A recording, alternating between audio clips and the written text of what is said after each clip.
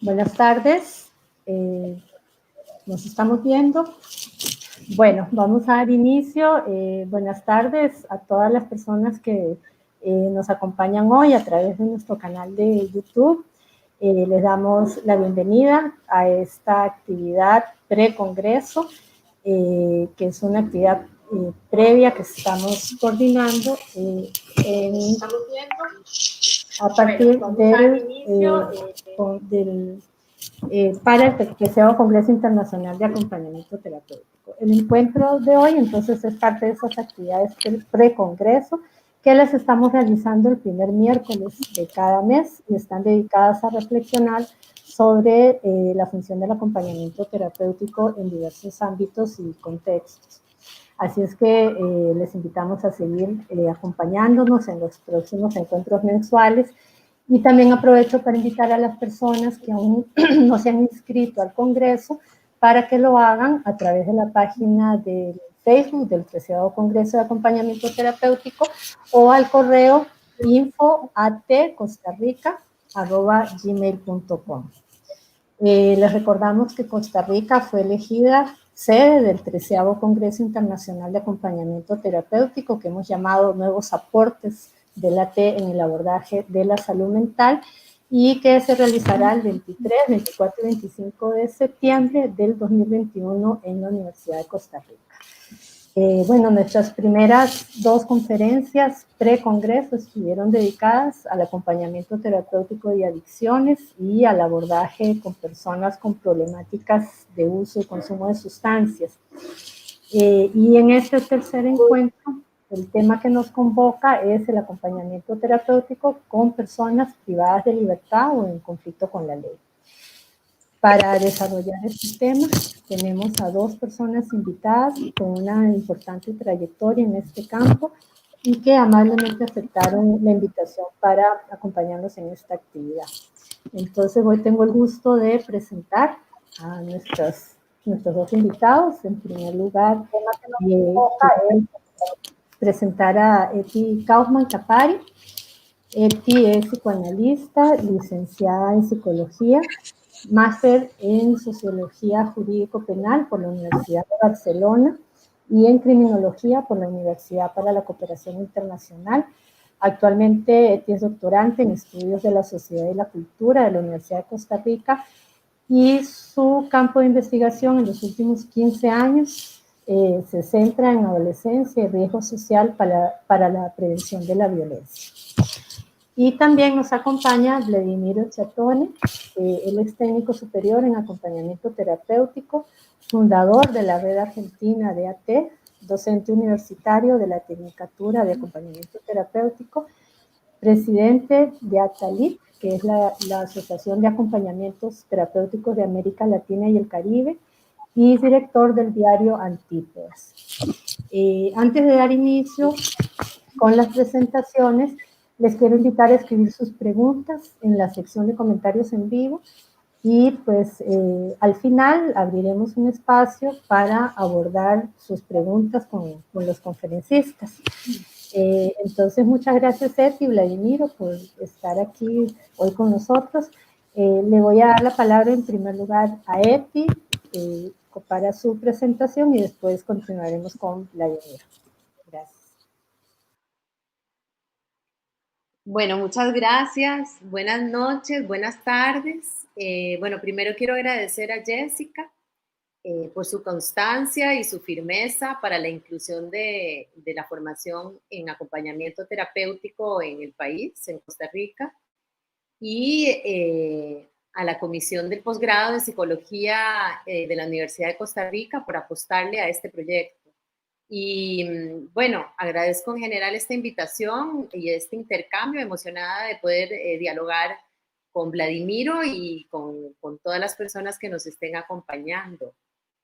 Bueno, esta noche quiero contarles acerca de otro mundo, uno distinto al nuestro, que no queda en otra galaxia, sino a unos pocos kilómetros de sus casas. Es el mundo de adolescentes y jóvenes que están en este momento en privación de libertad. Para hablar de este universo, les propongo una estructura en 4 tiempos.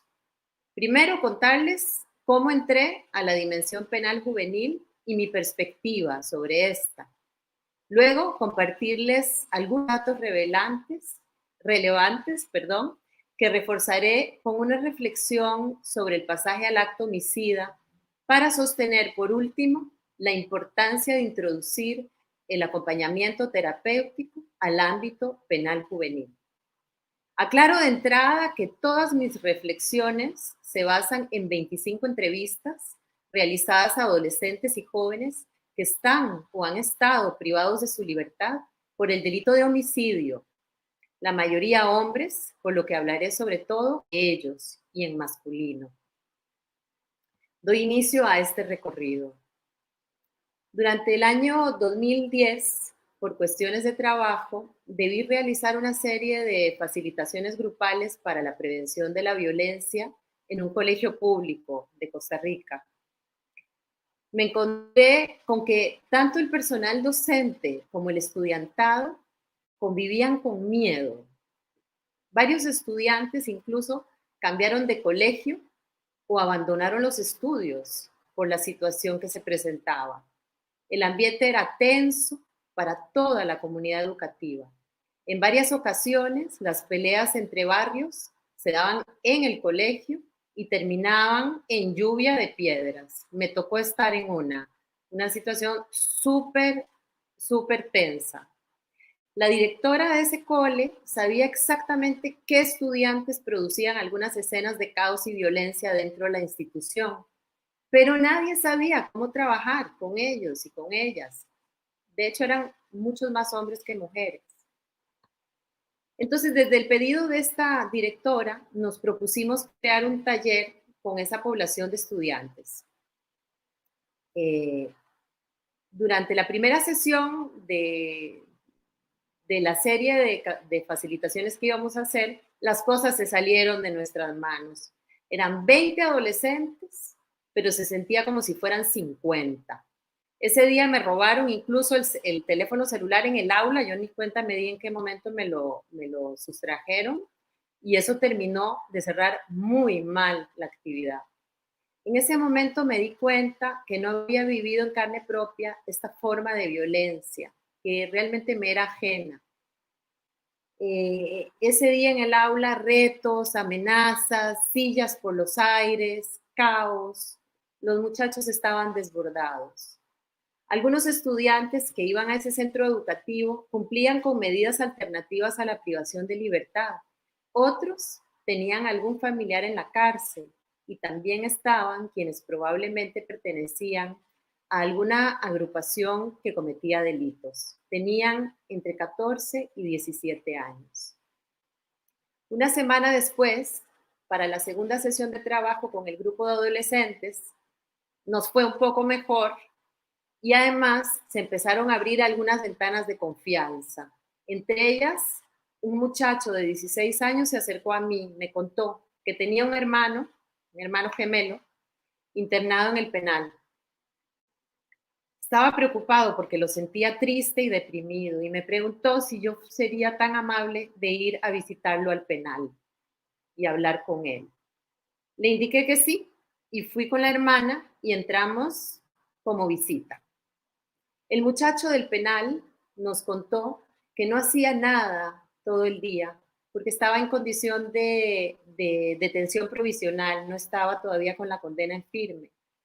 Entonces no recibía educación ni otras actividades. Iba a estar 3 meses y iba a estar sin hacer nada. Nos contó que se estaba volviendo loco. Se levantó ligeramente la camiseta y se hizo hacia adelante para mostrarnos su espalda, a la altura del riñón, un tablazo. Los golpes le habían dejado la piel roja, morada, azul, amarilla y una inflamación notable que le dificultaba el movimiento. Incluso tenía partes con sangre seca. Confesó estar asustado. La agresión se le habían dado entre varios 2 noches antes. No había dicho nada porque sentía que podía irle peor. Así nos dijo.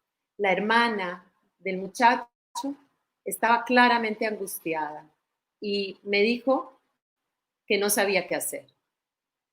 Porque resulta, y esto lo aprendí en este proceso, que lo judicial es un idioma extranjero que ni las familias ni los jóvenes logran descifrar a cabalidad.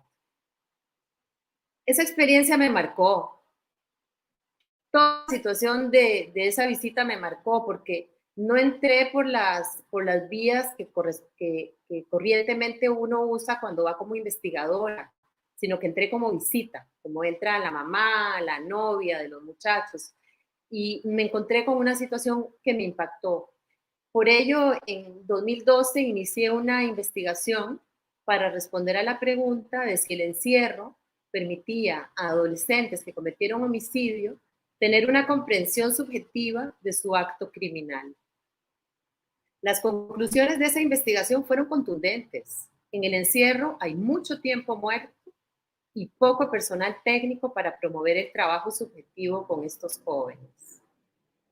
En 2016, el Instituto de Investigaciones en Educación de la Universidad de Costa Rica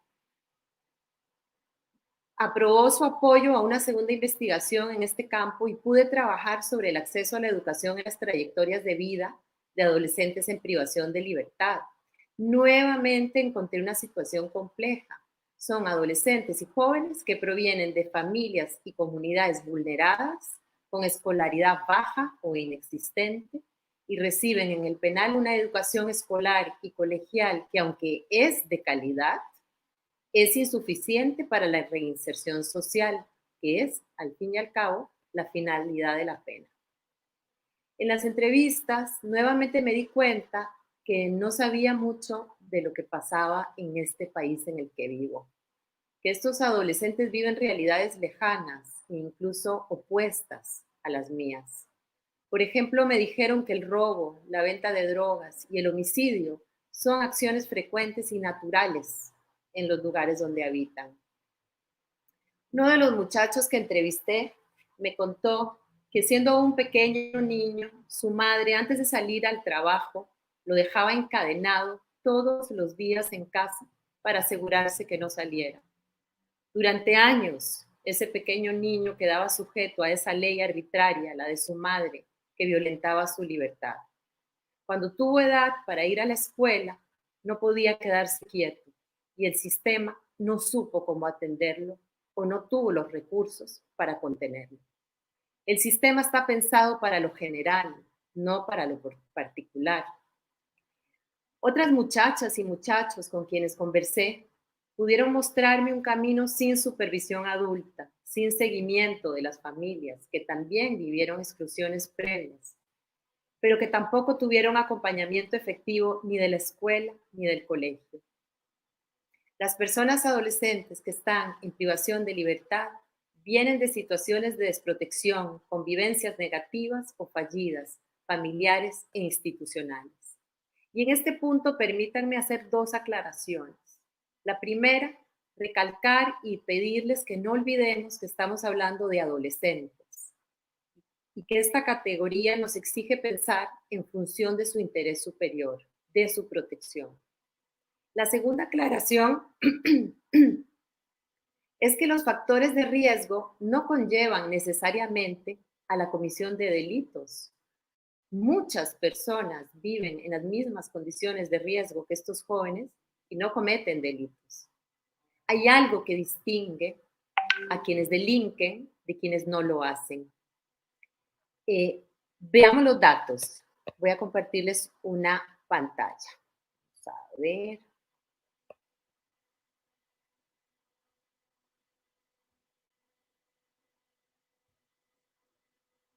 No puedo ahora.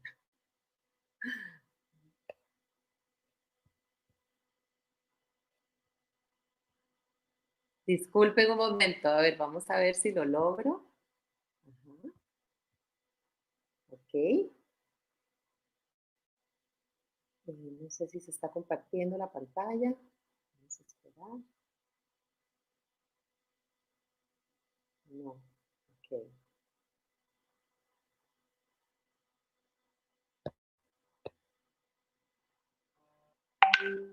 ¿Se ve en la pantalla? Ok, perfecto. Okay. Quiero compartirles algunos datos que me parece que son importantes un poco para conocer las condiciones en las que llega, se salió la pantalla, las condiciones en las que llegan estas personas adolescentes a la privación de libertad. 30%, bueno, primero quiero decirles que el homicidio es una causa muy frecuente dentro del proceso penal juvenil. Un 30% de las condenas a adolescentes son por delitos contra la vida. Es muchísimo. En el 2000 era un 9% y hoy en el 2020 tenemos que subió a un 30% los delitos contra la vida ejecutados por adolescentes. El 82% de jóvenes en privación de libertad estaban fuera del sistema educativo durante la comisión del delito. Por otro lado, vemos que hay exclusiones previas. El tema de la educación es central en esto porque creo que no está pasando la filmina, la siguiente. Así. Llegan con primaria incompleta, con primaria completa, es decir, un 96% de estudiantes no habían avanzado en su secundaria y estaban en situación muy rezagada. Por otro lado, el 55% de los jóvenes que están en privación de libertad o que están en procesos penales juveniles afirma que tiene familia que estuvo o está en privación de libertad. Y el 50% reporta que en sus espacios familiares fueron violentados por algún familiar. El 55% aseguró tener experiencia en el manejo de armas.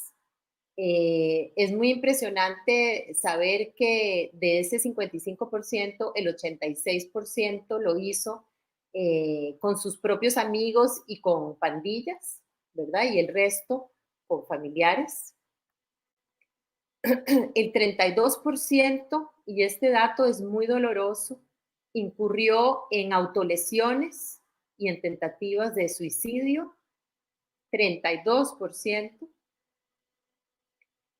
77% comenta y asegura que consumió sustancias y consume sus sustancias todavía en privación de libertad, sustancias lícitas e ilícitas como la marihuana, la cocaína, el crack, pero también fármacos como el ribotril o clonazepam, que son de consumo frecuente en el encierro. Por otro lado, en el encierro también, a pesar de que pensaríamos que deberían de estar protegidos por el sistema, encontramos que hay incidentes críticos de violencia eh, que dan cuenta de una problemática grave. En mayor grado, las autolesiones, las autoagresiones, que en 2016, que fue el último censo penal juvenil, vemos que hay 185 registradas. Y en esto del registro hago un paréntesis. Sabemos por las entrevistas que hicimos que hay muchas más situaciones de violencia en la cárcel de las que son registradas. Perdón, en el centro penal. Entonces, esto apenas da cuenta de una aproximación a la problemática. Y ahorita, en el último censo, había aproximadamente, hay 3 centros en donde hay población penal juvenil. Uno es el Surquí, que tiene un aproximado de 100 y pico personas que están privadas de su libertad. El segundo centro es el adulto joven, que está en el complejo de Reforma, que tiene unas 150 personas privadas de su libertad. Y en la cárcel de mujeres también hay entre 7 y 10 mujeres de procesos penales juveniles. Y en total, para una población de Surquí y de adulto joven, tenemos solo 4 psicólogas. 4 psicólogas para una población de 256 personas. Es verdad que hay docentes, es verdad también que hay otro personal del Ministerio de Educación Pública, pero hay que decir que la, la dificultad con la que trabajan estas profesionales técnicas es enorme. Entonces, les he presentado varios datos muy concretos. ¿De qué hablan estos datos? Pues hablan de adolescentes a los que vimos caminando por la calle en horas escolares, los vimos consumiendo droga, los vimos armados. De eso hablan los datos, de la desidia institucional ante estos jóvenes en riesgo, previo a que entraran a privación de libertad. No empezaron matando, empezaron con pequeñas acciones y luego que fueron creciendo a hurtos, a robos, a pasar droga, probaron los límites de la institucionalidad, esperaban una respuesta que o fue insuficiente o fue inadecuada o nunca llegó. Los datos nos dicen también que estos adolescentes, con esas acciones previas al homicidio, tocaron la puerta a la ley, pero nadie les abrió. Quedaron encerrados fuera, como diría Polo Aranazú. Y cuando se está encerrado fuera, se desarrollan características específicas de supervivencia. Forman grupos, asumen lealtades, socializan y crean institucionalidad alternativa. Fundan sus propias reglas, sus códigos, sus jerarquías. Tienen su propia forma de hacer negocios. Producen estrategias para tener de todo, como lo demanda el mercado. Y la vida se convierte en transacción económica, en objeto desechable, indiferenciada. Entonces la insistencia de lo humano irrumpe con el pasaje al acto. Esto es lo que nos dice el psicoanálisis. Legendre plantea que la palabra crimen proviene etimológicamente y significa separar, escoger, elegir. El autor se pregunta si desde esta definición el acto criminal es una búsqueda del sujeto hacia la inclusión social. Lacan propone que en el pasaje al acto, el sujeto se fuga del universo simbólico. Es decir, que en el sujeto ocurre una suspensión temporal de su vínculo con lo social y el acto homicida se produce como un anclaje ante el peligro de quedar fuera, ante esa sensación del vacío. Soler, por otro lado, define el pasaje al acto como pasión de la ignorancia.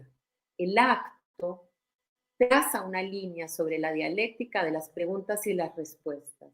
El sujeto se fuga de la escena humana y es el crimen el que lo devuelve nuevamente al eje de lo simbólico a partir de la aplicación de la ley. En las entrevistas a jóvenes que cometieron homicidio, encontré que muchos de ellos, al relatar el hecho, se justificaban diciendo que el acto se había basado en la premisa de o él o yo. El sujeto se ubicaba con respecto al otro en un callejón sin salida. Ubicaban al otro en el lugar del enemigo.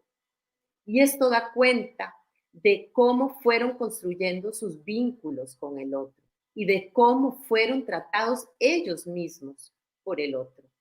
Es aquí donde el acompañamiento terapéutico entra en juego, en el trabajo hacia la restitución del lazo social, hacia la restitución de los vínculos.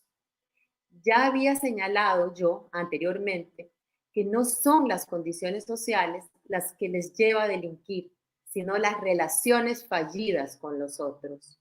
Por eso, lo planteo como hipótesis, por supuesto, por eso, ahora que están en privación de libertad o cumplen sanciones alternativas, la oportunidad de restablecer su lugar en el mundo con los otros se hace necesario. No olvidemos que son adolescentes. En la adolescencia, la pregunta por los otros, por el pasado y por el futuro se hace fundamental. Están entre lo que fue y lo que será, entre las leyes heredadas y las propias. Prueban lo que se puede hacer y lo que no, lo que se debe hacer y lo que no. Ponen en examen los ideales, las carencias, las palabras, también las violencias. Sitúan en la balanza los criterios recibidos, verifican si son coherentes, si se sustentan en una lógica social o si por el contrario son inconsistentes, si son justas o injustas. Ponen a prueba la legalidad que les transmitió, prueban la coherencia del otro. Con el pasado y el presente que traen a cuestas, con un cuerpo en cambio permanente al que ni siquiera pueden controlar, la vida los pone a prueba. Ahora bien, esta transformación del adolescente, esta confrontación con lo inédito, representa no solo incertidumbre o peligro, cuando las condiciones no son las adecuadas, también implica apertura de posibilidades cuando las condiciones son favorables. Hemos visto que cuando se da la atención requerida, la respuesta es positiva. En los procesos penales juveniles en Costa Rica, la intervención o ejecución se centra mucho en lo jurídico y se deja muy periféricamente lo subjetivo, sobre todo no por la capacidad técnica que tiene el personal que trabaja en los centros, sino por el poco personal que tienen, que no posibilita atender a todas las personas. Y esto es lo que queremos recuperar con el acompañamiento terapéutico, es decir, espacios cotidianos, construir en espacios cotidianos vínculos desde donde estos jóvenes puedan pensarse su responsabilidad subjetiva. Quiero contarles de un espacio particular que se da en el centro penal, en el Centro de Formación Integral Surquí. Hay una docente ahí que da talleres artísticos en ese centro. Ella es una profesional en teatro, amiga querida, Miriam. En sus talleres suceden cosas que van mucho más allá del arte, a pesar de contar con el mismo presupuesto. Su espacio se ha abierto a la convivencia. Ella ha comprendido la importancia de la restitución de los vínculos. En el taller, por ejemplo, antes de pintar o esculpir, palmean tortillas y cocinan sus propios huevos fritos, que eso, en privación de libertad, es un lujo. Pero también hablan y se cuentan historias, montan obras de teatro, escriben poesía, llevan diarios y leen juntos. No toda la población, desgraciadamente, pasa por los talleres artísticos, porque solo hay una docente de arte para una población de más de 100. No solo se requieren más recursos, también se necesita la inclusión de una escucha calificada.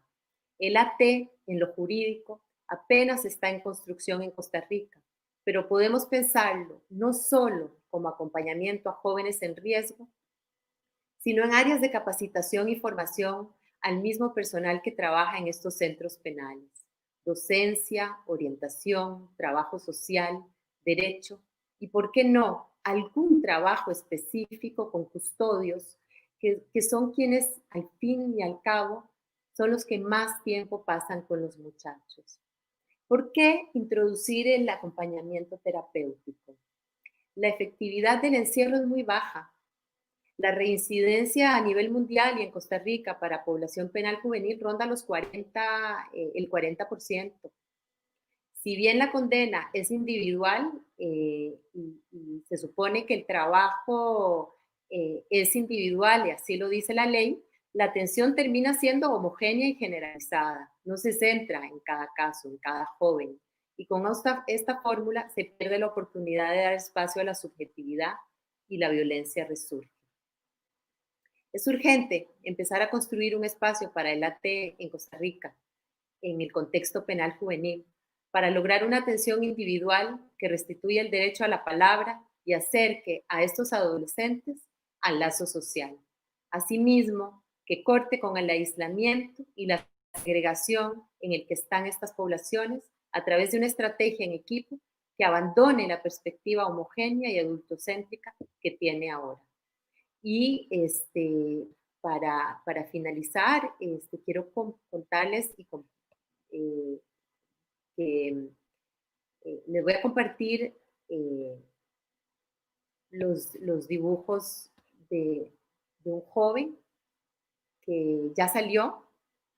Fue un joven que en su momento fue tremendamente violento y que la posibilidad de trabajo que tuvo en el centro penal con las psicólogas, con las trabajadoras sociales y con la profesora de arte, le permitió articularse como artista, como pintor, y ahora trabaja en tatuajes. Es realmente, es un joven muy, es un artista increíble. Yo tengo varios cuadros de él en mi casa incluso porque aprecio su trabajo y aprecio su esfuerzo y lo que denota. Entonces, quería compartirles esto para decirles que el acompañamiento, que por ahora apenas empieza en Costa Rica,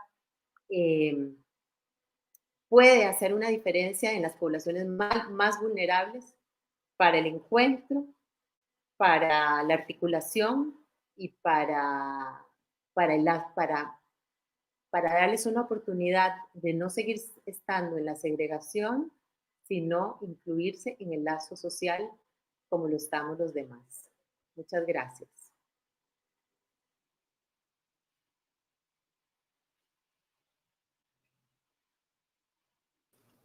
Muchas gracias, Eti, por esta presentación, realmente de una forma muy hermosa. Compartes esta experiencia para abrirnos una ventana, ¿no? Las efectividades de los adolescentes y jóvenes y todas tus reflexiones, quedan las preguntas y las propuestas para que podamos retomarlas después. Muchas gracias. Le doy la palabra entonces ahora a Vladimiro. Bienvenido, Vladimiro, y te escuchamos. Bueno, antes que nada, muchas gracias. Gracias por la invitación, gracias, Jessica. La verdad que en lo personal parece mentira que estemos hablando de acompañamiento terapéutico desde Costa Rica o para Costa Rica. Parece lejos aquellos encuentros que hacíamos con nuestro amigo en común, Mane, por lo cual saludo y festejo estos encuentros y saludo y festejo que Costa Rica sea la sede del Congreso, porque sé que es algo que has luchado y que se merece. Hablar de acompañamiento terapéutico en instituciones cerradas es medio como ese poema que es el que dice que el caminante se camina al andar, porque en realidad no estamos pisando sobre un espacio absolutamente novedoso, absolutamente abierto a la interpretación de quien lo lleve a cabo, y que indefectiblemente el acompañante terapéutico que lo lleva a cabo es un artesano, mucho más de lo que es normalmente el acompañante terapéutico. Con mi colega y amiga Ángela Espinosa, Angie, fuimos invitados yo soy el presidente de una fundación, como nos presentaron, que estamos trabajando en establecer el acompañamiento terapéutico en diversos y en distintos lugares, en demostrar su efectividad, no solo en el campo, y digo esto en la especificidad, no tomarlo, porque ya vamos a hablar también de esto, pero más allá del campo de lo que es la salud, más allá del contexto de lo que es el hospital, sino llevarlo a otros espacios donde sé que es efectivo, donde sabemos que es efectivo y donde todos nos van demostrando que así lo es. Así lo hemos hecho en Cuba, bueno, cuando estamos en México con el amigo Mane podemos discutir de esto, con Jessica en Costa Rica pudimos discutir de esto, y un día nos llegó, decía con nuestra amiga en común, Angélica, a la fundación la posibilidad de poder trabajar con una fundación aquí en la ciudad de La Plata, en la República Argentina, en la provincia de Buenos Aires, que se llama FARA, que es la Fundación Argentina de Justicia Restaurativa. Algo absolutamente novedoso, que era el trabajo del acompañante terapéutico específicamente en un contexto de justicia restaurativa dentro de una unidad penal. Buscamos información donde podíamos encontrarla y la verdad que no hay mucho de esto, por lo que consideramos que estamos haciendo una especie de camino en este recorrido tan extenso como lo es el acompañamiento terapéutico en instituciones cerradas. Sí había experiencias aquí en la República Argentina de trabajos de acompañante terapéutico que aún persiste en hogares de niños y adolescentes. Acá en la República Argentina, en provincia de Buenos Aires, hay una ley específica que tiene que ver con la protección integral de la niñez y adolescencia en los hogares que se llaman hogares de abrigo, que no serían instituciones de encierro, pero sería algo más o menos parecido, y está demostrada su efectividad en el acompañamiento terapéutico en esos espacios digamos, más que nada por el trabajo individual que propone y promete el acompañante terapéutico. Una individualidad que vamos a ver que se rompe o se destruye cuando trabajamos el concepto grupal, pero aún dentro de ese concepto grupal se trabaja una individualidad que tiene que ver con la detección de conceptos que son vulnerables. Así es que fuimos con Angie a una unidad que nos invitaron a trabajar con jóvenes adolescentes, a un espacio que llaman Las Casitas. Es un lugar bastante alejado de lo que uno puede llegar a pensar lo que es la cárcel. Yo tuve la oportunidad de dictar el curso de acompañante terapéutico desde el Ministerio de Trabajo de la provincia de Buenos Aires, y dictamos el curso de acompañamiento terapéutico en la unidad penal de mujeres. Y sí era dentro del penal y era una cuestión absolutamente diferente. También una experiencia absolutamente innovadora y espectacular desde cualquier punto de vista. Ingresar a la cárcel nos significó, creo que lo charlábamos con Angie en el camino que hacíamos, nos significó romper con un montón de estructuras y de preconceptos que teníamos acerca de lo que era la vivencia intramuros, ¿no? O sea, lo primero que tuvimos que hacer, el acompañante terapéutico, es despojarnos un poco de ese concepto que nos antecede. Y concepto que no podíamos desarmar al no haber una literatura que nos ayude a meternos directamente desde el acompañamiento terapéutico en esos aspectos. Entonces íbamos primero a romper nuestros propios conceptos y a partir de esa ruptura del concepto que teníamos como representantes de la afuera para ellos, comenzar a estructurar lo que podría comenzar a ser algo parecido a un vínculo. Las reuniones se llevan a cabo en un Zoom, un gran salón, donde van los que quieren, los que desean, por lo general son unos cuantos, comenzaron poquitos y terminaron siendo un montón, y se van proponiendo distintas formas de trabajo, desde lo que se llama la justicia restaurativa. No me voy a meter en el campo de la justicia restaurativa porque todavía para mí es un campo de descubrir apasionante, pero es un campo de descubrir y tengo miedo de, como decimos en Argentina, meter la pata y no quiero. Pero sí voy a contar nuestra función, lo que fue con Angie en ese concepto, digamos, que el rol ya estaba determinado por la pertenencia a esa fundación. Ya veníamos con un cierto aval que nos permitía estar ahí adentro y no teníamos que romper, digamos, ese hielo que imagino se rompe cuando uno ingresa por per se o solo, sin ninguna representación. Ya había armado una representación, ya había armado un lugar específico, había armado un lugar de encuentro y había armado también como una especie de programa que se hacía. De hecho, había una linealidad en el tiempo. Si los viernes a tal hora era el encuentro, nos esperaban, estaba el lugar limpio, aseado, armado un círculo con bancos, donde nos sentábamos todos en círculos y hablábamos de paternidad responsable, de profilaxis, de un montón de cosas de lo que nos imaginamos, después cerrábamos los círculos, hacíamos como pequeños círculos, nos dedicábamos simplemente a la escucha. Esto que decía Eti, ¿no? Eti también dijo algo que a mí me importó, este concepto de extranjero, que se habla mucho en el acompañamiento terapéutico. Gustavo Rossi lo habla mucho, lo retoma Chévez en un libro que se llama El acompañamiento terapéutico en España y en sucesivos escritos.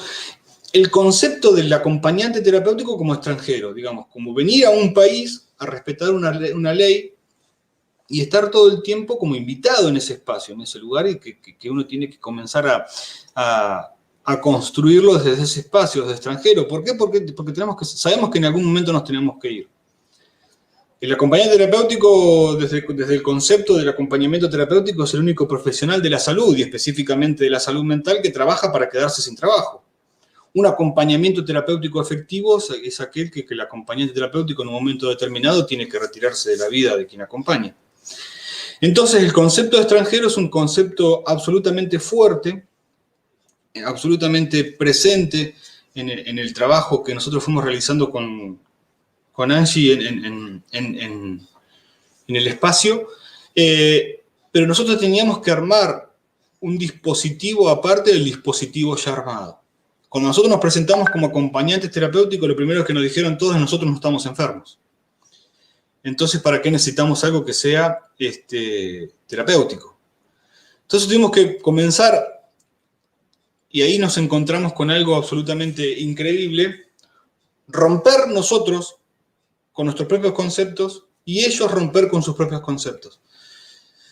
Empezar a explicar el acompañamiento terapéutico sin dar teoría de acompañamiento terapéutico.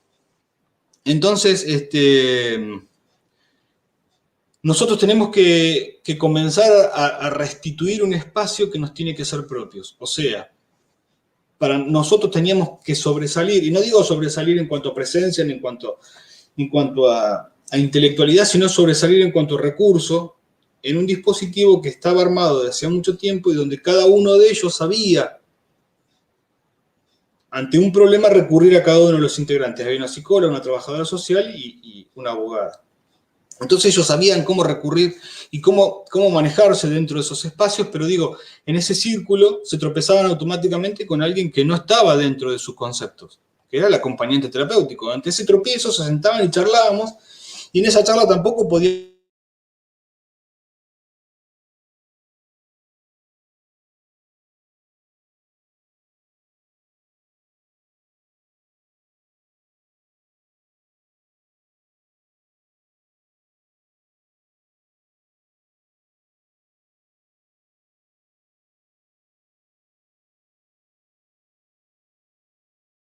que era lo que nosotros...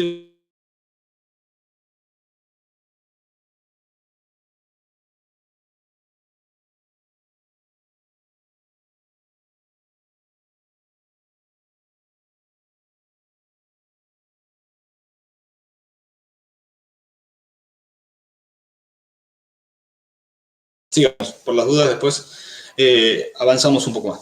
Digo, en esta construcción de ese espacio internos, digamos, a los chicos y a nosotros, fuimos descubriendo un concepto que Eti también dijo más o menos así, que ella dijo que no se encerraba, creo que un concepto, digamos, no se encerraba no me acuerdo bien cómo hizo, pero sí se encerraba la relación con el otro, algo parecido. Y nosotros descubrimos que lo que se encierra, o lo que está encerrado en el espacio donde trabajamos, es la pobreza. Absolutamente es la pobreza. Pero también la pobreza situada desde un concepto vincular. Casi todos los que están ahí vivieron en la calle, fueron expulsados de su casa, casi se cortó, me dicen. Uy, bueno. No debe haber sido muy... bueno, pero no fue mucho tiempo. Digo, la construcción que tuvimos que nosotros comenzar a abonar con Angie dentro del concepto carcelario fue que ellos puedan recurrir a nosotros. Ahora, que ellos puedan recurrir a nosotros a partir de una construcción vincular. Como ellos recurrían a la psicóloga, como ellos recurrían a la trabajadora social, como ellos recurrían a la abogada, cuando hubiera necesidad que recurran a nosotros, cuando hubiera necesidad que nosotros hubiésemos construido. A partir de ese tiempo todo fue observar, escuchar, separarnos con Angie, después en el camino charlar e ir viendo, siempre buscando nuestro espacio, en un momento determinado, la duda absoluta, ¿qué hacemos acá? Eso creo que todo acompañante terapéutico en algún momento de su carrera se pregunta, ¿qué hacemos acá? ¿Hacia dónde vamos? ¿Qué estamos haciendo? Aún como concepto de voluntariado, seguir sosteniendo el voluntariado en base y en torno a qué, en concepto a qué, si no, digamos, seguíamos en la escucha y no había una construcción posible hasta que en un momento determinado comenzamos a notar que comenzó a construirse un algo determinado. Llegaban y hacíamos juegos y nos buscaban y la relación ya estaba individualizada y ya ocupábamos un lugar dentro de ese engranaje, de esa maquinaria. Siempre esa definición me gusta poner como el acompañamiento terapéutico como un reloj de los antiguos en el cual hay un rol y una función. Y el rol del acompañante terapéutico es pertenecer a una maquinaria que es el equipo interdisciplinario y su función es un engranaje dentro de esa maquinaria que va a hacer mover una de las agujitas del reloj. Y digamos, y encontramos nuestra función después de 1 año y pico con Angie dando vueltas, pensando y repensando nuestro espacio, y nos dimos cuenta que el sistema carcelario es un sistema, ¿cómo decirlo?, que fagocita, que todo lo que toca lo absorbe, o sea, nunca es expulsivo, ¿no? Aquel que casi todos los chicos, Oyetti también decía que casi un 40%, yo me atrevo a decir que el 100% de los chicos que están en esos espacios son reincidentes y son reincidentes de institutos de menores y de años y de años. Hasta me atrevo a decir que no conocen otra vida más allá de ese concepto delictivo de vivir. En los círculos restaurativos uno escucha esa cosa del cambio, de querer cambiar, pero notamos, al menos en lo personal, ¿cómo decirlo?, de pertenencia mal que hace el sistema carcelario. Por ejemplo, darles un curso de restauración de computadoras y les entregan un certificado en el que dice el servicio penitenciario de tal lugar le entrega, digamos, sabemos que ese curso es absolutamente efímero como currículum, porque nadie va a ir a presentar en un currículum que aprendió, y no digo que esté mal que lo presenten, digo que nadie lo haría porque todos quieren separarse de eso. La pobreza es estigmatizante. En la República Argentina, la gente que vive en lo que se llama las villas de emergencia, no sé bien cómo se llama en Costa Rica, pero son los barrios populares, la gente pone una dirección falsa porque si vivís en una villa no te dan el trabajo, entonces mucho menos te van a dar un trabajo si estuviste preso y si aprendiste a arreglar computadoras dentro de la cárcel. Más allá de eso, es toda una maquinaria bastante compleja, les dan un papelito en el cual suben el día que los largan a la noche, le dan un papelito para que suban en transporte público y con eso pueden viajar durante 24 horas, pero nadie los deja subir porque cuando leen que es una persona que estuvo presa, el mismo sistema los expulsa. Hay toda una maquinaria que se va armando de sometimiento y de sistematización para que quien está adentro quede adentro y no tenga otra forma de funcionar. Nosotros fuimos pensando durante todo el año cuestiones que tienen que ver con ¿qué hacemos? Digamos, ¿qué hacemos? Digamos, la función del acompañante terapéutico es ir y que ese estar sea un estar más placentero. Bueno, llevamos un televisor, pasamos una película, después charlamos sobre la película, nos vamos a casa, ellos les pasaron un buen momento. Y nada más, y creo que la función del acompañante terapéutico, si uno quiere, es trabajar para quedarse sin trabajo. Y si nosotros vamos a pasar películas, uno puede pasar películas toda su vida, y lo único que hace uno es entretener. Digamos, no está ni bien ni mal entretener, son cuestiones que no es una crítica, sino digo, creíamos con Angie que nuestro paso por ahí tenía que tener una cuestión o una consistencia diferente.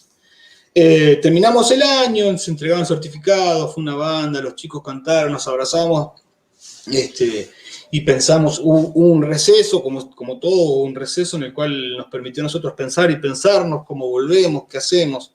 Hasta ese momento de 70 internos íbamos solamente Angie y yo, más que nada por la imposibilidad de poder incorporar más gente al dispositivo, no por otra cosa. Y comenzamos a pensar cómo podemos trabajar desde el acompañamiento terapéutico un dispositivo que a quien esté interno le sirva, más allá de esto de lo que logra el arte. Acá hay una persona que estuvo privada de su libertad durante mucho tiempo, que se llama Camilo Blajakis, no sé si alguien lo conoce, que escribió, ahora dirige películas, y si uno lo nombra a él es porque es lo extraordinario, no es lo que normalmente produce la cárcel produce el delito y la cárcel produce presos. Entonces nosotros decimos, no nos proponemos cambiar el sistema carcelario bonaerense. Proponemos demostrar que la incorporación de un acompañante terapéutico en estos dispositivos puede hacer un cambio.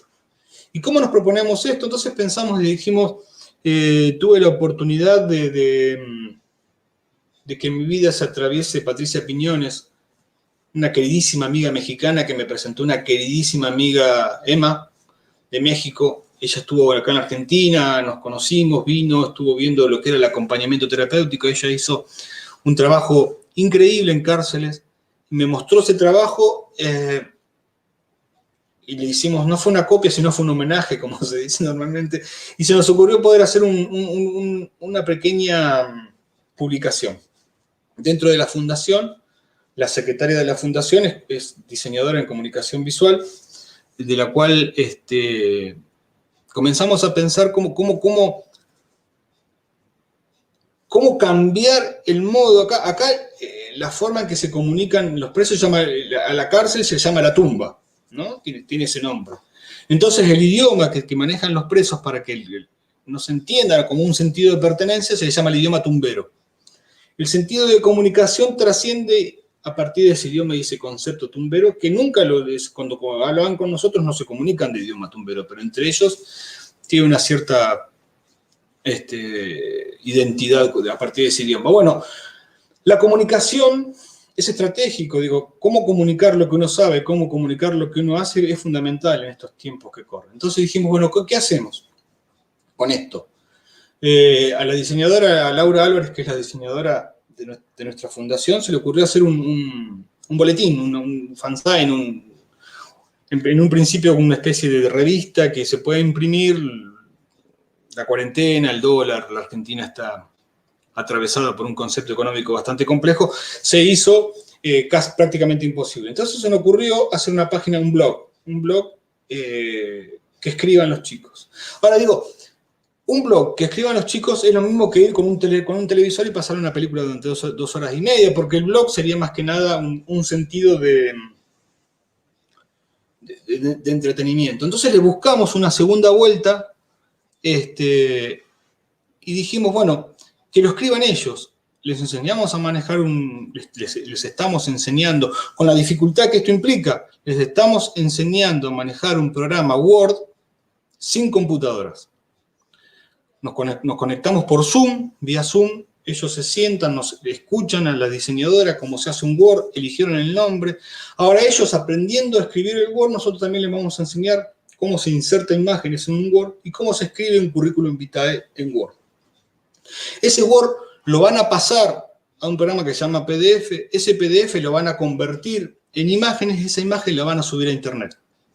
Entonces nosotros dijimos, esto a ustedes les sirve para que el día de mañana en el taller de arreglo de computadoras que les enseñan en la cárcel y les entregan un certificado que dice el Servicio Penitenciario Bonaerense, le enseñó a fulanito de tal a arreglar computadoras, ustedes pueden escribir un currículum, sacarle fotos a lo que hacen, a esas fotos insertarla en su currículum, ese currículum subirlo a una página blog y ustedes mostrar lo que hacen realmente, sin tener que ir a pedirle a otros el trabajo que ustedes pueden hacer y pueden mostrar. Digamos, mientras están en la cárcel vamos a hacer un diario. un blog, lo que fuere. Ese blog va a dar un sentido de pertenencia a ese espacio en el cual ustedes van a volcar lo que ustedes realmente quieren hacer y cómo lo quieren hacer. Ahora ustedes tienen que escribirlo, tienen que pensarlo, tienen que escribirlo, tienen que armarlo, tienen que subirlo. Todo eso va a estar en un momento determinado acompañado por una diseñadora. En un momento determinado la diseñadora no va a estar más, se va a ir, como se va a ir el acompañante terapéutico, como ojalá se vayan ellos de la cárcel. Cuando se vayan de la cárcel van a tener al menos una pequeña herramienta, un concepto. Digo, lo que aprendí dentro de la cárcel, que ellos esconden, lo esconden porque el sentido de pertenencia de la cárcel lo van a poder mostrar a partir de este concepto del blog o del fanzine o como quieran llamarlo. Digamos, este es el primer paso en que uno puede comenzar a estructurar como acompañante terapéutico una estadía en un lugar, y hoy decía el acompañante terapéutico en espacios que piensa como concepto de extranjero, pero además como concepto de extranjería de uno a uno. ¿Cómo se rompe esa estructura en los espacios cerrados donde uno son todos? Donde el común denominador es la privación de lo más sagrado que tiene el hombre después de la vida, que es la libertad. Pero de personas que están acostumbradas a perder la libertad. Y de personas que muchas veces añoran más estar adentro de la cárcel que estar afuera, porque afuera es un espacio absolutamente bélico para las personas que están presas. De hecho, en los medios de comunicación se aplauden los linchamientos de las personas que roban y esas cosas. Digo, socialmente se sienten más protegidos adentro que afuera. Entonces, darle una herramienta para que afuera ellos tengan una pertenencia no es solamente largarlos a la calle. Afuera los esperan. Ellos cuando salen se van con un número telefónico de una psicóloga y esa psicóloga recurre a ellos ante cualquier llamado y obviamente de la abogada del servicio restaurativo, y vamos a tratar de incorporar un acompañante terapéutico en esos dispositivos porque creemos que esa externación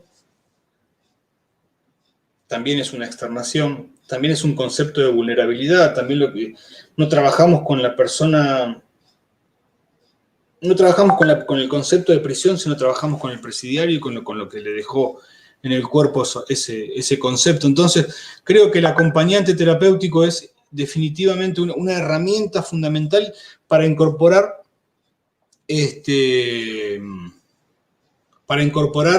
la cotidianeidad, tanto de adentro como de afuera. Ahora, acá hay dos cuestiones que son elementales. Yo dije hoy que el acompañante terapéutico, ¿cómo se puede intervenir con alguien privado de libertad en la cotidianeidad? Realiza talleres, escucha los... Jessica, es una buena pregunta esa. Iba a responder eso. Lo primero que nosotros tenemos que tener en cuenta es que cuando uno viene de afuera, es un representante del afuera. Eso es elemental. Digamos, aunque uno no toque el tema, es un representante de ese afuera que los espera. Entonces, si uno trabaja adentro, intramuros, cuando sale, ellos no pueden tenernos a nosotros como acompañantes terapéuticos. Afuera tiene que esperarlos un otro, pero ese otro que espera afuera corre con una ventaja de que quien sale sabe lo que es y lo que hace un acompañante terapéutico. Entonces la posición del que espera afuera es esa representación que vos tenías del afuera la vamos a construir ahora juntos. Y se construye poniendo el cuerpo, indefectiblemente se construye poniendo el cuerpo. Hay una cotidianeidad que se produce y hay un concepto cotidiano también desde el acompañamiento terapéutico que tiene que ver con la estructura del acompañamiento terapéutico y tiene que ver con lo que uno encuadra como concepto, como elemento. Cuando yo comienzo a trabajar en cualquier elemento de la vida, en cualquier espacio de la vida, lo primero que hago es encuadrar mi función. Dentro de ese encuadre lo que voy a planificar e interpretar es cómo vamos a hacerlo para lo que estamos llamados a hacer en un tiempo determinado. Y ese tiempo no puede ser cualquier tiempo, porque el tiempo también es parte del acompañante terapéutico y del acompañamiento terapéutico. Y el tiempo también es algo que el acompañante terapéutico tiene que encargarse de romper. Digamos, esta cotidianeidad que uno construye lunes, miércoles y viernes de 14 a 16, cuando uno comienza a irse, tiene que comenzar a romper esa estructura de lunes, miércoles y viernes de 14 a 16, va a haber alguien, porque si no lo que deja es un vacío, es un espacio y una espera. Lo mismo nos pasó con el trabajo intramuros. Estructuramos una cotidianeidad estableciendo algo que ya estaba establecido de antemano. El servicio restaurativo, la fundación, va los viernes de 15 a 17. Entonces ellos esperan, arman y conforman ese espacio todos los viernes de 15 a 17. Lo que se va construyendo, la cotidianeidad, son los viernes de 15 a 17. De hecho, cuando faltan, preguntan. Cuando alguien falta, preguntan. Y cuando alguno falta, no, hoy no tuvo ganas de venir por tal cosa. Y el otro viernes, cuando vuelve, nos cuentan por qué no vino. Digo, hay una estructura que se va conformando, que se va armando de algo que nos antecede. Nosotros corrimos con esa ventaja. Había un espacio que nos antecedía. Había un teatro que ya estaba armado para llevar a cabo la función del acompañamiento terapéutico. A mí me gusta mucho utilizar esa imagen del acompañante terapéutico y las máscaras. Nosotros, ante cada acompañamiento terapéutico, tenemos que cubrir ese acompañamiento terapéutico con una identidad que nos permita hacer, ¿no? Ya en algún momento hablaremos de eso, si es posible.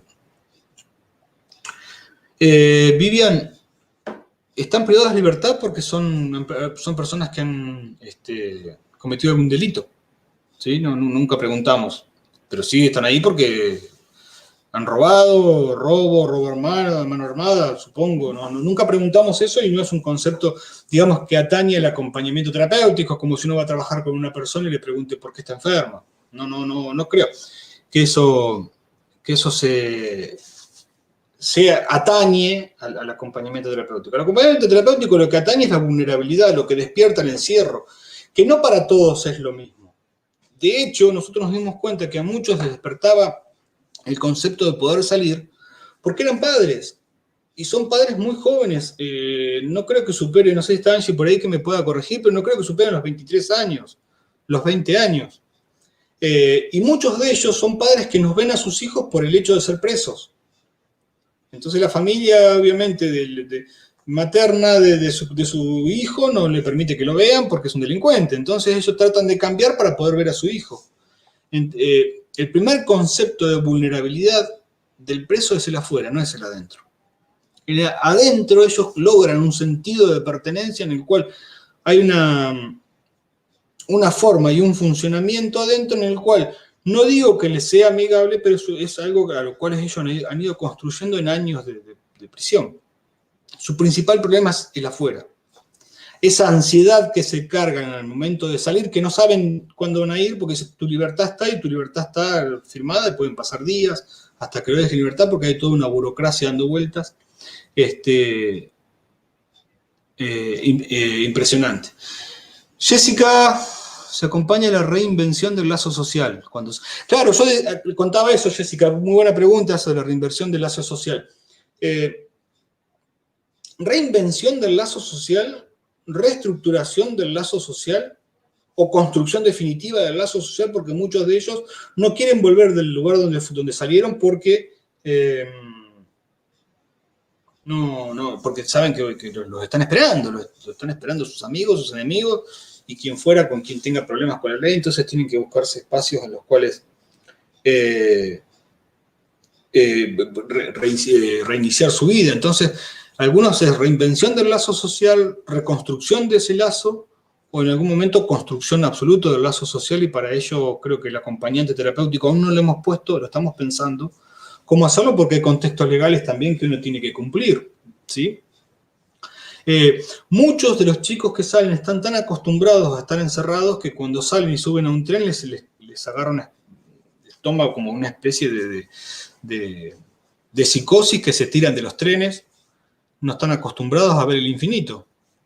La vida de ellos ha sido atravesada y su mirada ha sido interpelada por un muro toda su vida.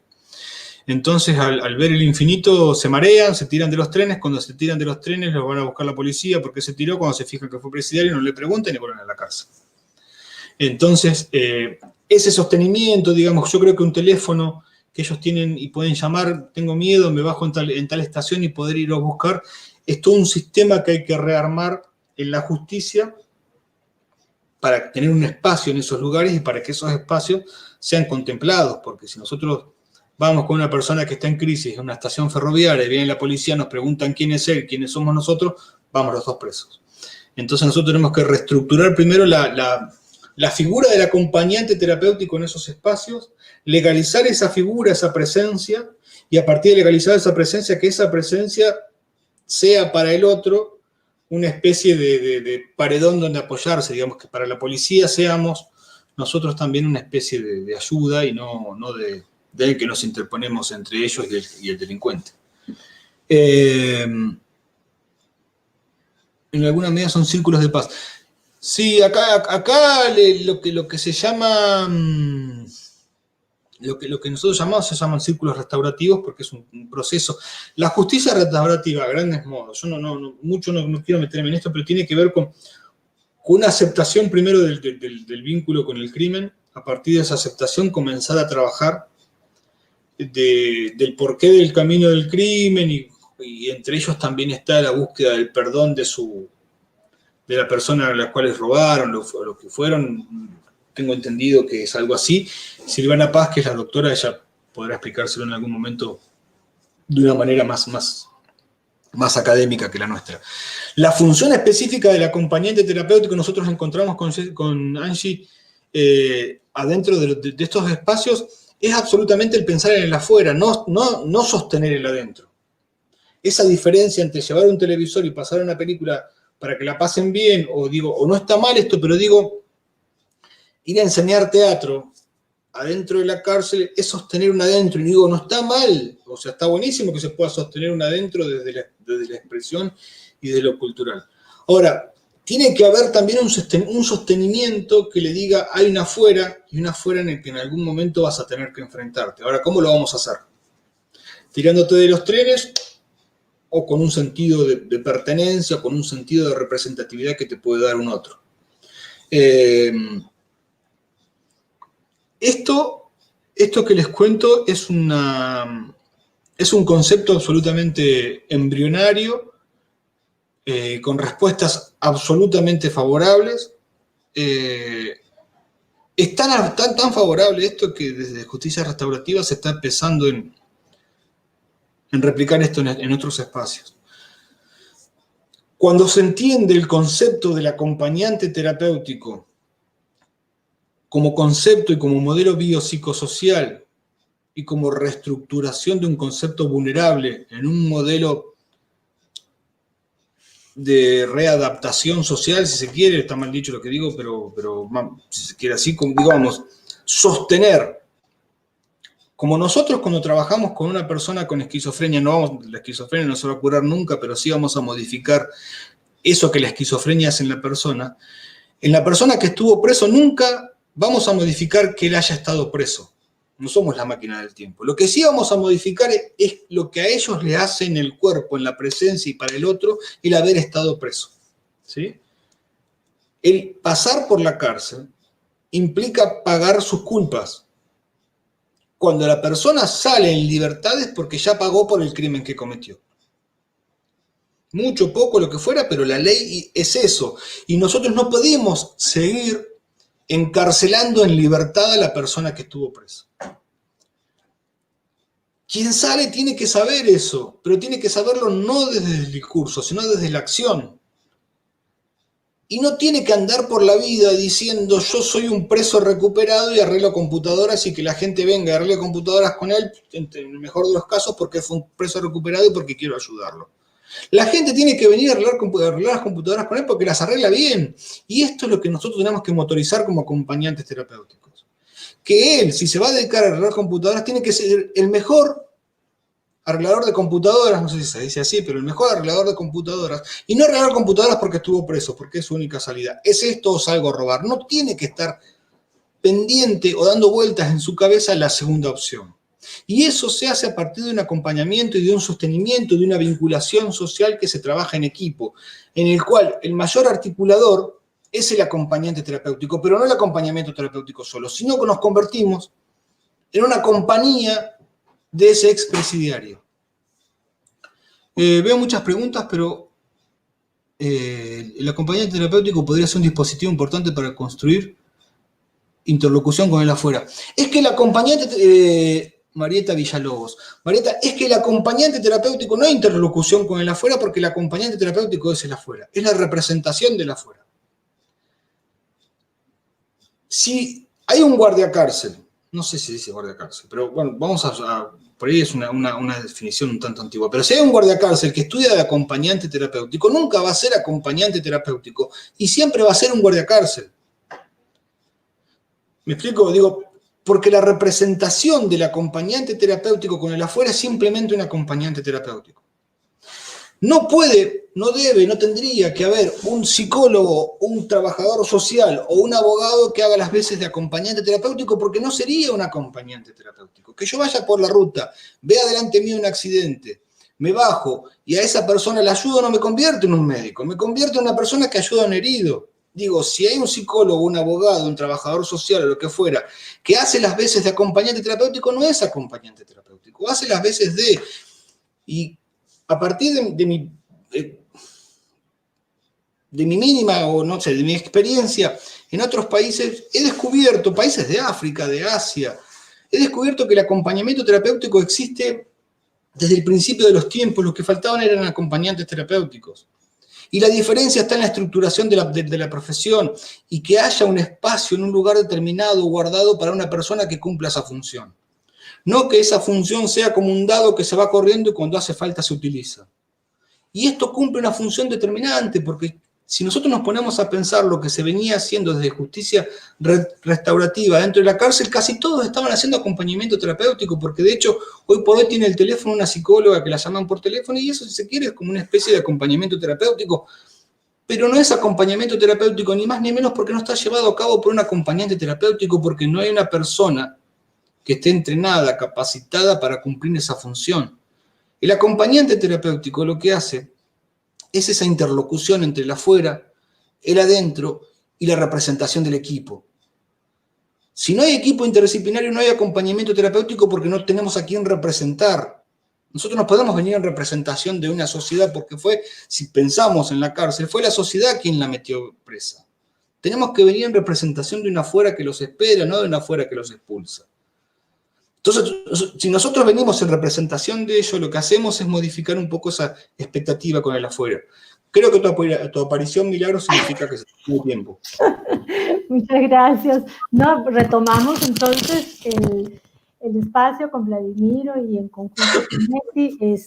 Muchas gracias, Vladimiro. Realmente me parece muy clara la forma en que planteas cómo ha sido una experiencia de construcción, ¿verdad? Hay algo que de construcción a partir de llegar con una mirada, una forma de estarse pensando las cosas y encontrarse con otra, y a partir de eso poder construir. Creo que es algo que nos queda como muy valioso, la experiencia que rescatas. Y yo quisiera decir que en estas dos presentaciones, vos empezaste diciendo un poco la diferencia entre Costa Rica y Argentina, ¿verdad?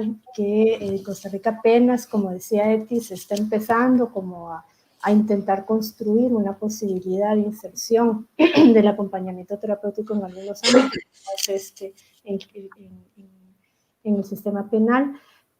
Sin embargo, es claro cómo ambos han planteado, a partir incluso, diría yo, de cómo se dejan marcar por la experiencia, ¿no? De llegar y tener que romper con los preconceptos con los que entraron, y a partir de ahí se genera pues una propuesta, se genera reflexiones, y ha girado mucho porque el tema me parece que lo hace así, ha girado mucho para pensar. A mí me convocó a esto, el adentro y el afuera, ¿no? Este contraste entre el adentro y el afuera. Y Vladimiro planteaba algo que me pareció muy interesante de cómo armar un adentro dentro, ¿verdad?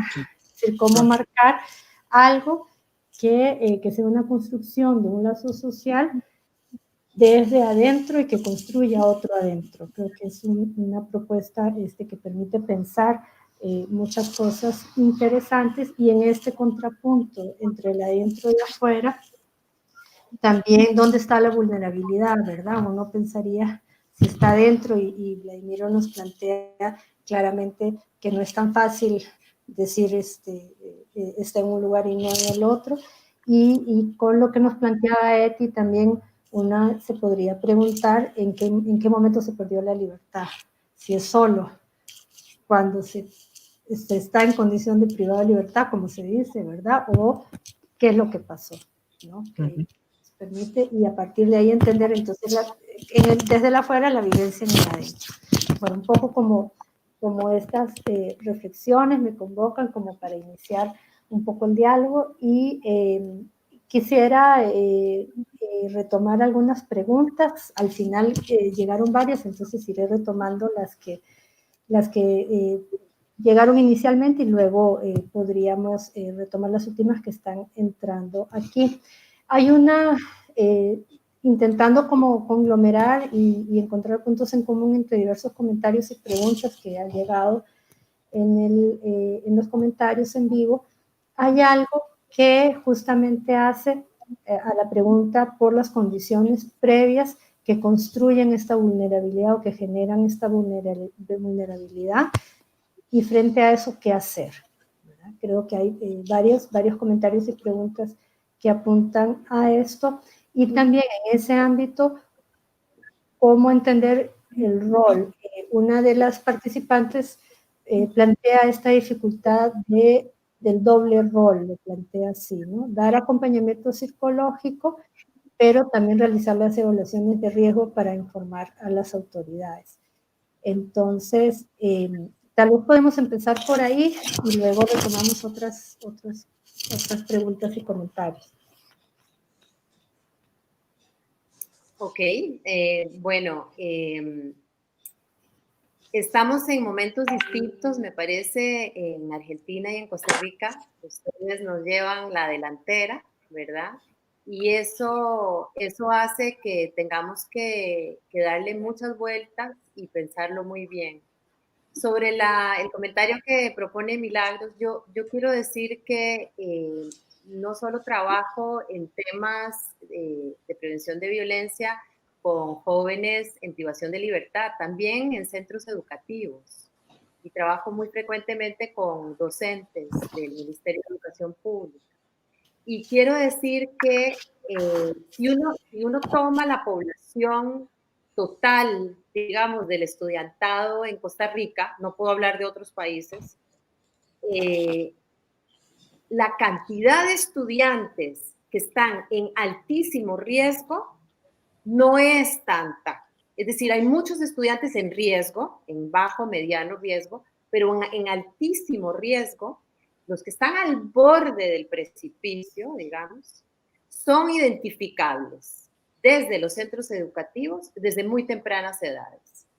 El problema es que no hay, digamos, la profesión del psicólogo, de la psicóloga en Costa Rica, está muy excluido, tanto del Ministerio de Educación Pública, hay muy pocos psicólogos trabajando en el Ministerio de Educación Pública, y hay muy pocos psicólogos también trabajando en la Caja Costarricense del Seguro Social. Entonces, esto nos da un panorama en donde la intervención, digamos, es ya cuando el riesgo, digamos, está muy avanzado.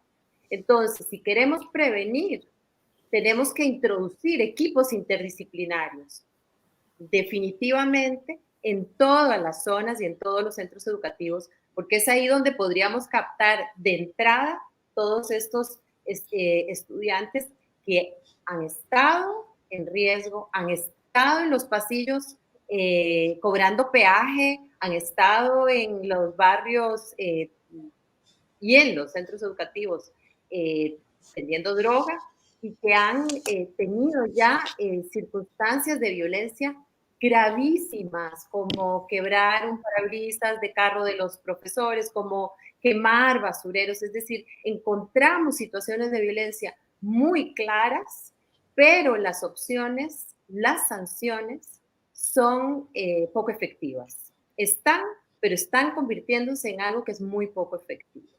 Entonces se produce una respuesta, incluso hay protocolos que atienden, pero no logran llegar. Y luego, otra cosa que me gustaría decir es que también en el proceso penal juvenil, cuando ya están incluidos en el sistema costarricense tiene una ley muy clara con respecto a todos los procesos, todos los procedimientos, pero la soledad y la incomprensión que tienen en el proceso, desde que los apresan y los introducen a celdas, el proceso donde hay fiscal, donde hay juez, donde hay abogado, es decir, se reproduce todo el sistema penal de adultos idéntico prácticamente que para los adolescentes. Y yo creo que ahí hay un problema grave, porque no es lo mismo trabajar con adolescentes que trabajar con adultos. Y la ley, aunque tiene sus diferencias muy marcadas y muy claras, los procesos terminan siendo adultocéntricos. Entonces, ahí también desprotegemos a la población, en todo lo que es el proceso, desde su inicio hasta que llegan a la privación de libertad. Y en privación de libertad reproducen las mismas dinámicas que hay en el afuera, las reproducen en el adentro. Entonces, nuevamente ahí siguen en riesgo. Y no hicimos, digamos, ninguna diferencia ahí para transformar algo. Entonces, no importa la cantidad, es decir, por ejemplo, aquí en Costa Rica, la Universidad de Costa Rica tiene una presencia importante en talleres, el trabajo comunal universitario, acción social, es decir, hay toda una estrategia de intervención y de presencia, por ejemplo, en los centros penales, pero no hay una estrategia país en donde el trabajo interdisciplinario y donde haya un acompañamiento, como lo dice Vladimiro, en lo cotidiano, que permita el vínculo entre esas dos personas, en ese vínculo, construir una diferencia. Y yo creo que no es un problema de presupuestos, creo que es un problema de apuesta política.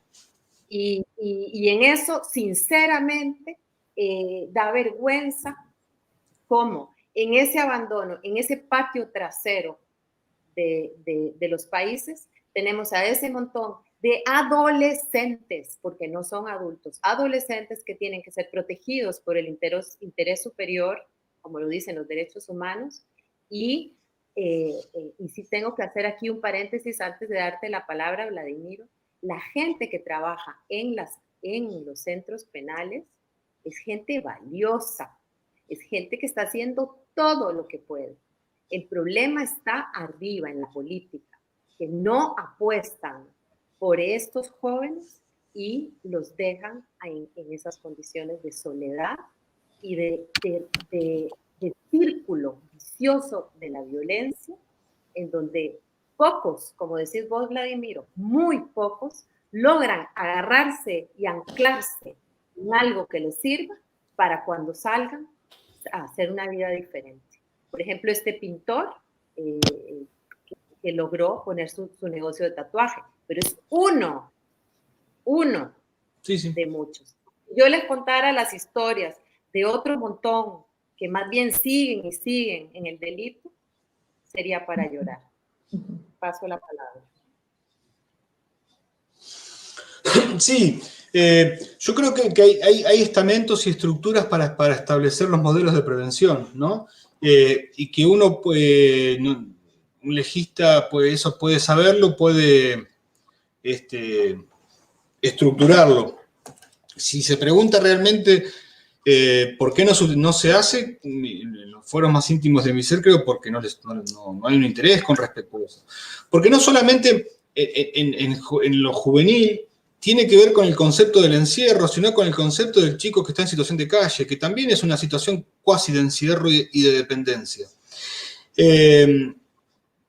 También hemos tenido la oportunidad de trabajar con ellos, pero digo, la función y la interpelación del acompañante terapéutico es cuando uno ingresa, lo que uno quiere, en su foro más íntimo, es conocer el porqué de un mundo en el cual le es ajeno, porque la sociedad se ha empecinado a lo largo del tiempo en esconder lo que tenemos miedo, ¿no? Los cementerios con grandes tapiales, los manicomios con grandes tapiales y las cárceles con grandes tapiales. Y muy pocos se escapan de ahí adentro. Digo, creo que los tapiales son más que nada para esconder, los muros son más que nada para esconder que para contener. Entonces, digo, cuando atravesamos esos muros, lo que queremos es conocer. Una vez pasado esa instancia de conocer, la primera pregunta del acompañante terapéutico, me parece a mí, es una pregunta obvia, y antes quiero hacer una salvedad. Costa Rica es uno de los países, ¿cómo decirlo?, espejo de la justicia restaurativa, por lo que tengo entendido, yo lo que he hablado acá, Costa Rica es un modelo de la justicia restaurativa en América Latina y creo que en gran parte de toda América. Por lo tanto, creo que hay como una nivelación entre el concepto de Costa Rica de la justicia restaurativa y el creciente o el embrionario concepto del acompañamiento terapéutico. Creo que para Costa Rica es una tierra absolutamente fértil para poder lograr muchísimas cosas. Y volviendo a lo que estaba diciendo, digo, se rompen estructuras, pero esas estructuras, e insisto con esto, se rompen a partir de la formación y de una formación específica. El acompañamiento terapéutico tiene que ser llevado a cabo por un profesional que está formado específicamente para cumplir esa función. Y sería entonces, en ese momento, quien daría cuenta del éxito de la prestación, del acompañamiento terapéutico, ¿sí? Porque habría aún alguien a quien pedirle ese concepto teórico cómo se llevó a cabo determinadas cuestiones. Porque después ese saber se pierde en los laberintos de otros saberes. Hay en la Argentina estamentos y estatutos de prevención, de modelos de prevención, incorporación de acompañamiento terapéutico en escuelas, de seguimiento. Todo eso está cargado de una burocracia absoluta e interminable, que el concepto del acompañamiento terapéutico se pierde en un laberinto que termina siendo devorado por un fauno, porque no llegamos jamás a poder lograr la efectividad clínica del acompañamiento terapéutico más allá de sostener lo cotidiano. Como modelo de prevención, es indudable que la cotidianidad es un modelo de prevención, es indefectible. Ahora, esa cotidianidad bien aplicada sería mucho más efectiva todavía. Estamos en eso, en vías de eso.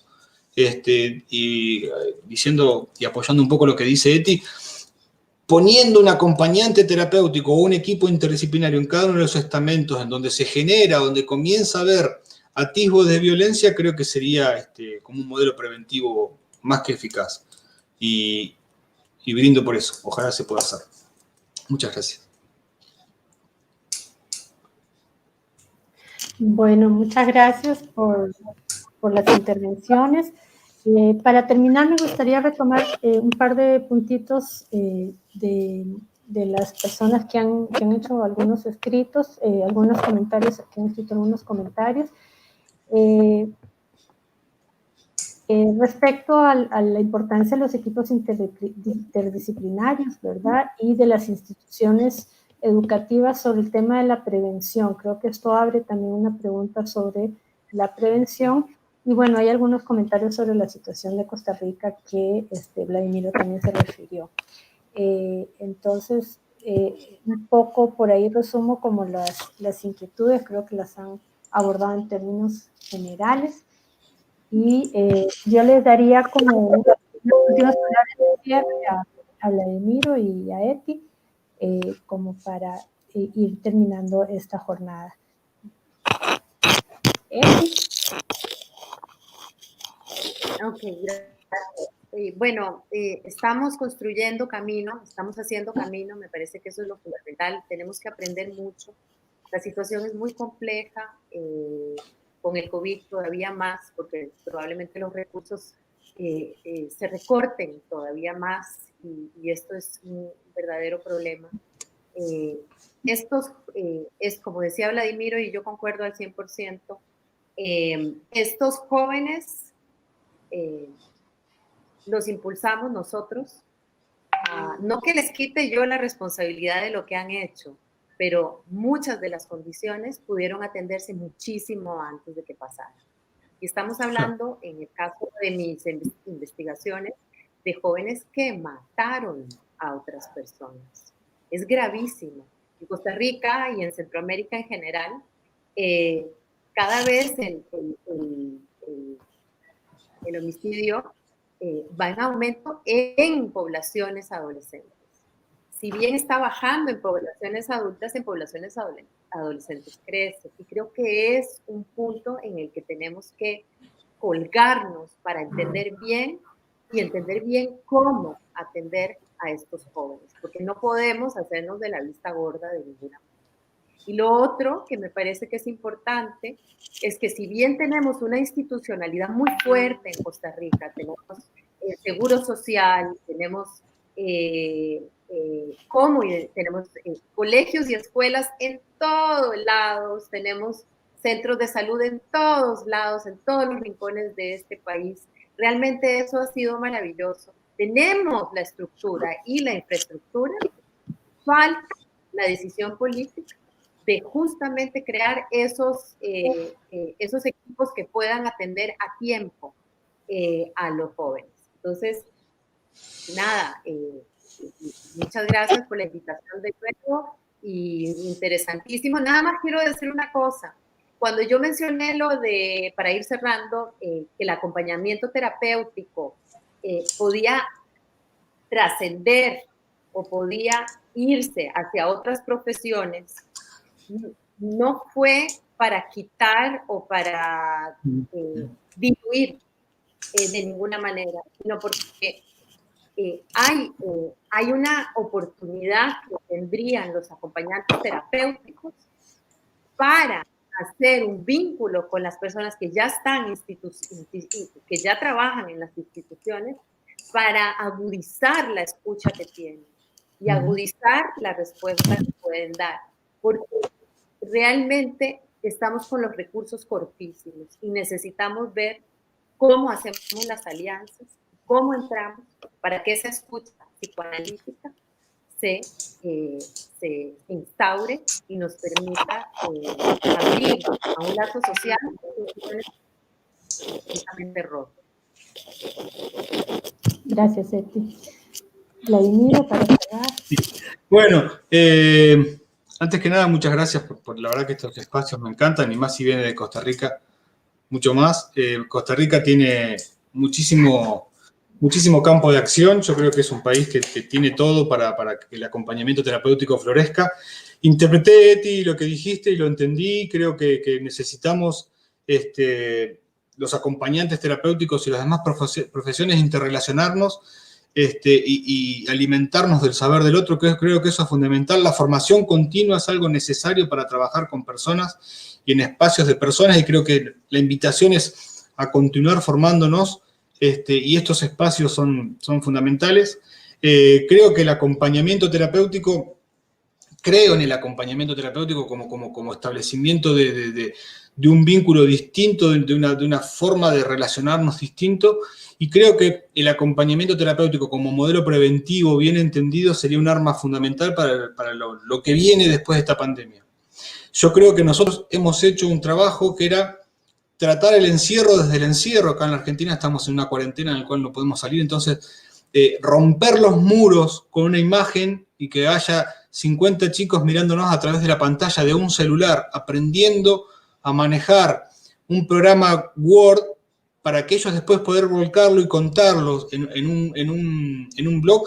Creo que es un paso que a mí casi me emociona y me moviliza, porque digo, porque hay algo ahí, hay algo con lo cual podemos comenzar a construir. Y creo que poder detectarlo es la función del equipo, y poder llevarlo a cabo y poder reforzarlo es la función del acompañamiento terapéutico. Una vez más les agradezco muchísimo a ustedes, a Jessica y a todos ustedes por el esfuerzo enorme que están haciendo. Veo un congreso aventuroso y maravilloso el año que viene, ojalá podamos encontrarnos, y una vez más felicitaciones a todos por la convocatoria. Muchas gracias. Bueno, Gracias. muchas gracias, Vladimiro y Eti, por sus excelentes exposiciones. Gracias a todas las personas que se unieron a esta actividad, que nos acompañaron. No pudimos abordar puntualmente cada pregunta, tangencialmente las tocamos, pero justamente nuestro próximo encuentro, el 2 de septiembre, está relacionado con este tema: acompañamiento terapéutico con personas en conflicto con la ley, las clínicas jurídicas universitarias.